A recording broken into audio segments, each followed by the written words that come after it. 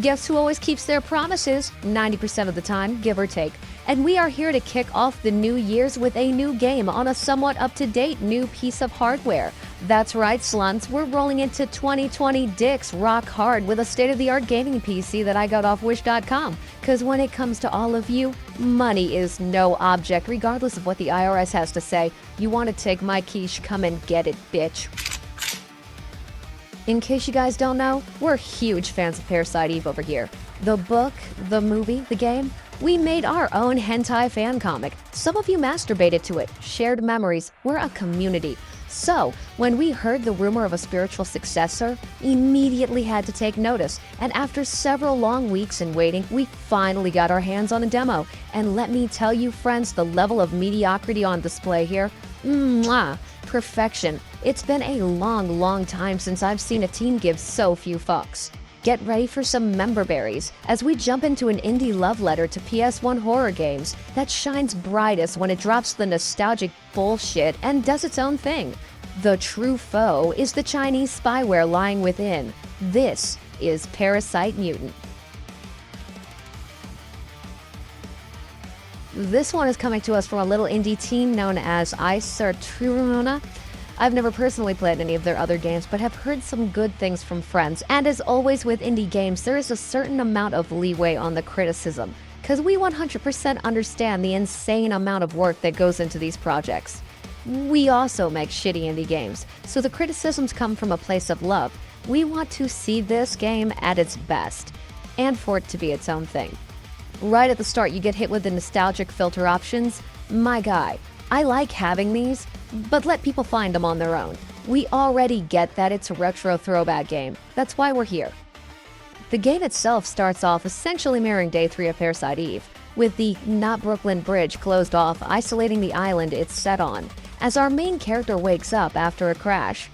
It's also got a lot of shots from Spirits Within's opening scene going on, which is a deep cut going back to its shared roots with Parasite Eve and Final Fantasy VII.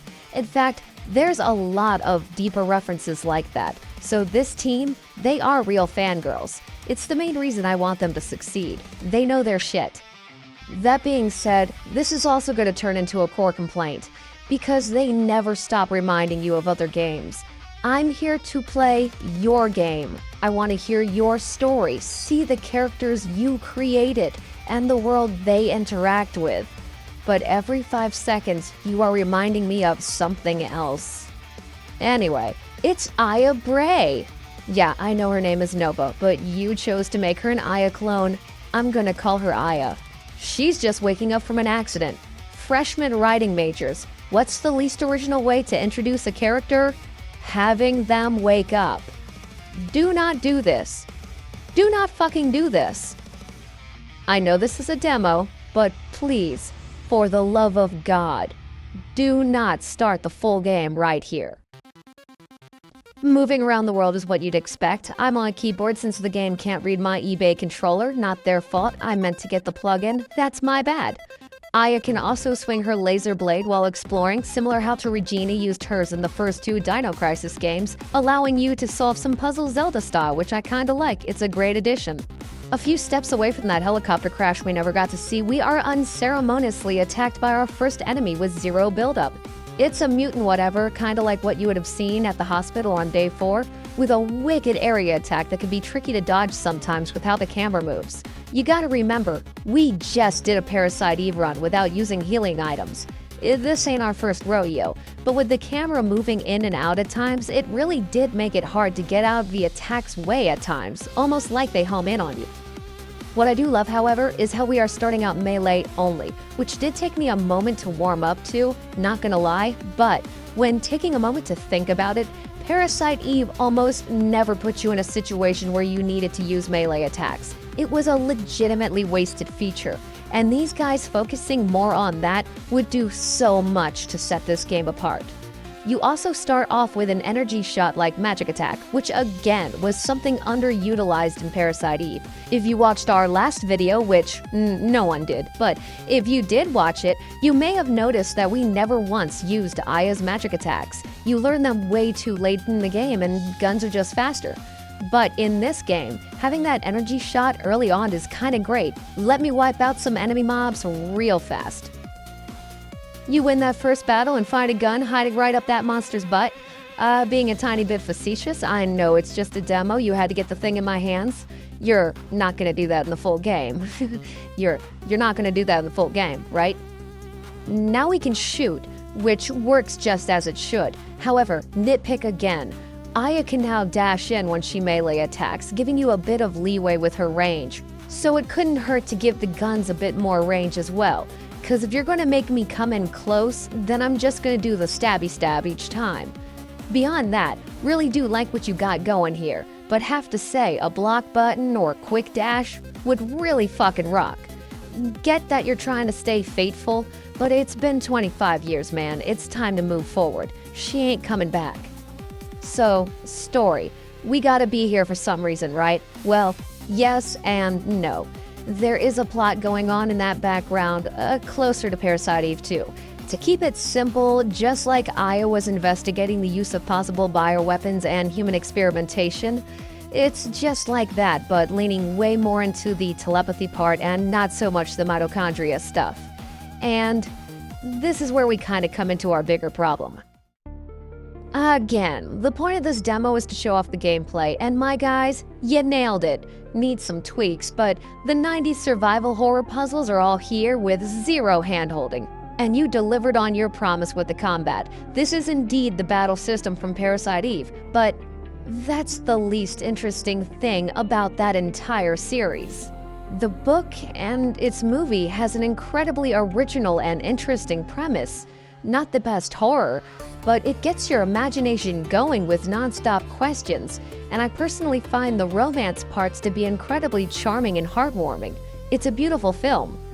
And then you have the first game, which immediately hooks you at the start with that opera scene, before dropping you in a constantly escalating game of cat and mouse.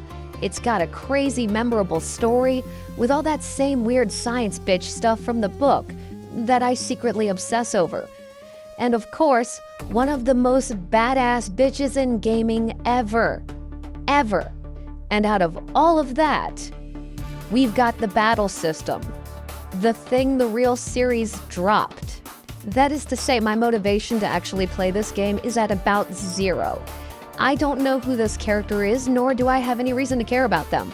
We're on this island for a mission, I guess, but there's not really a hard objective or any ticking clock or any driving push, which would be cool if I could explore, but we're mostly just wandering down halls that are dressed up a little to look more complex than they really are. Point being, Parasite Eve is a very flawed game, but it never once lost my attention. You guys have updated the battle system, sure, but I am bored out of my mind. The Easter eggs are cool. I like the Resident Evil save rooms. It's actually a really good fit. Or having the Ben reference with the security guard, kinda neat. But I remember these details more than anything I read in the logs lying around. Again, like with the crash. Show, don't tell. So eventually we get to the end of Demo Boss, this cheesy knockoff Xenomorph, and there is absolutely no tension. I was completely checked out at this point. Thankfully, the game gives you way too many magic items, so I just spam this guy from a distance with energy shot to get it over with.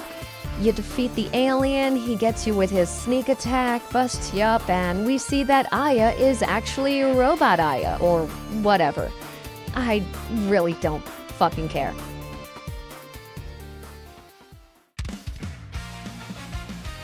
And that was Parasite Mutant, a plucky little demo that's really trying its best.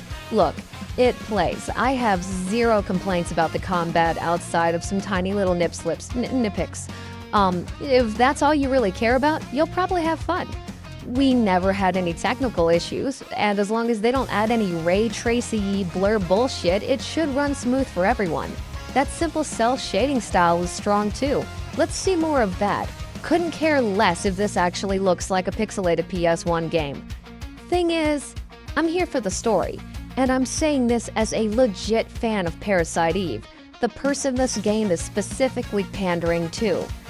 Currently, I have zero interest in buying this game to see what else happens, and the one thing that would make me actually care is if you distanced yourself from Parasite Eve and made this game its own thing. I'm pretty sure all of you are tired hearing me bitch about an indie game that's better than any of the trash we've released. Usually don't do new games anyway, but this one was obviously calling out. Not sure how often we'll actually get to these. As always, want to give a big thank you to all the Parasite Mutants watching and everyone grabbing them Mutant Girl adopts. And did you know that Cleopatra created the world's first vibrator by hollowing out gourds and filling them with angry bees?